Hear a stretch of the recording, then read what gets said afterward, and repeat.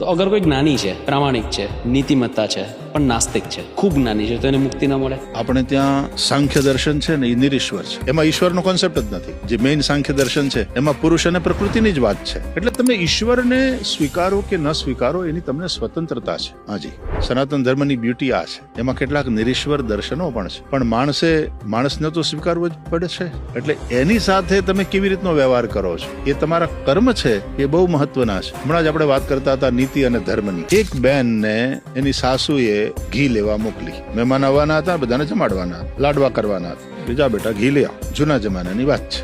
તો એ તપેલી લઈને ઘી લેવા ગઈ. જ્યાંથી ઘી લેતી તે વેપારીને કહ્યું કે કાકા 1 કિલો ઘી આપો. એટલે એ 1 કિલો ઘી જોખી અને વેપારીએ પેલી બેનને આપ્યું. હવે એ બેને પૈસા કાઢતી હતી અને એ વેપારીને આપતી હતી, તો પેલી હાથમાંથી પડી અને ઘી ઢોળાઈ ગયું બજારમાં. અને પેલી બિચારી એકદમ ટેન્શનમાં આવી. હવે ઈ બેનને પેલા વેપારીએ ઘી આપવું જોઈએ કે ના આપવું જોઈએ? મોરલી આપવું જોઈએ. હું વેપારી હોય તો હું આપું. એટલા માટે જ આ પ્રશ્ન છે. જો એ વેપારી ઘી આપવાની ના પાડે, કારણ કે વેપારીની ભૂલ નથી એમાં, એટલે કાનૂની તરીકાથી રોંગ નથી અગર ના આપે તો, પણ મોરલી ના આપે તો વેપારી નીતિવાન છે. નીતિ ના પાડે છે. વાહ, સમજી ગયો. પણ જો મારાથી ઢોળાઈ ગયું હોત તો મારે આપવું જ પડ્યું હોત ને.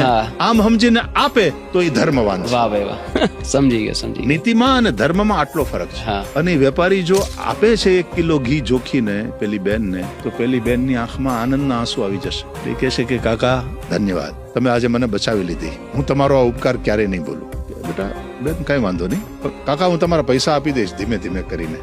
બેન કઈ વાંધો નહીં, જયારે થાય ત્યારે આપી દેજે ને. હવે એ બેન એના પૈસા રાખવાની નથી. 10 રૂપિયા 5 રૂપિયા કરીને એના ઘીના પૈસા આપી દેવાની છે. વેપારીને પૈસા મળી ગયા. અને એ બેન હવે બીજા કોઈ વેપારીની પાસે જશે? આવો નાતો બંધાયો આ જ દુકાનથી માલ લેવાની. એટલે વેપારીને નુકસાન થયું કે ફાયદો થયો?